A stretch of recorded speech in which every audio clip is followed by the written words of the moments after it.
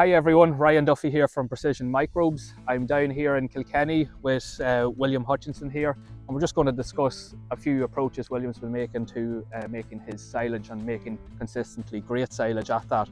So William, you've been using the Precision Microbes Silage Additive there for the last year or so. Yeah, I've used it. I used it last year now for the first time, and I'm very pleased with the results. I got on well.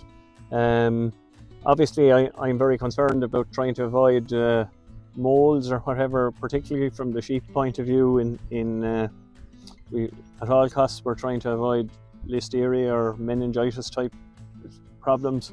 So we like to make good silage, maybe cut the last week of May, and it's obviously pit silage because I find it gives me the best chance of making good quality silage with less waste. Yes. And less issues at feed out time. Well, it's definitely massively important for sheep enterprises. I know a lot of people will use bales. We use bales at home, even ourselves, like for our sheep. But that larger surface area to volume, those come with a risk for the likes of listeria and for mould setting in. So you're really feeding the core of the silage pit to the sheep. Yeah, no, absolutely. The shoulders and the top row of blocks in the pit will definitely always go to the cattle. And not necessarily that you have mould, but just because it's a higher risk area. Yeah, absolutely, absolutely. And it's very hard to avoid some spoilage on the shoulders, and with that then there's the risk of listeria contamination for the sheep.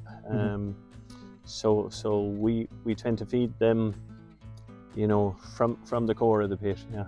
So like the main premise of using a silage additive is to really promote a good fermentation process.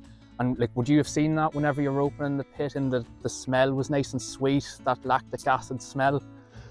Yeah, we always try, you try to do everything to have rapid fermentation, and but my pits are particularly wide, so obviously trying to prevent spoilage, in spring when you're feeding pregnant ewes, particularly as the season goes on and cattle numbers may be dwindling as they're either slaughtered or gone out to grass.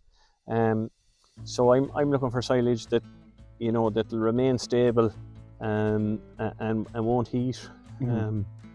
It's absolutely key though for sheep, because like ultimately lamb output determines a hell of a lot for that particular side of your enterprise. Yeah, no, it is. It's absolutely key. And look, I find it a wonderful feed. We feed the silage through a TMR, and we would have little or no issues with twin lamb disease or anything like that. We'd be trying to have a good quality silage, 74 or 5 DMD plus, and 31 or 2% dry matter maybe. And then obviously trying to preserve whatever nutrients you have in there, the likes of your protein and the likes of your sugars and everything. You want that going into your sheep and into your cattle, as opposed to being wasted with poor fermentation. Yeah, of course. Absolutely, yeah. Of course. Well, that's kind of a good recap, William. So thank you very, very much. But like, this is one of the key components of where silage fermentation is going forward. So I really appreciate it for the feedback, and yeah, thank you. Okay, it's a pleasure. Thank you. Thanks, William.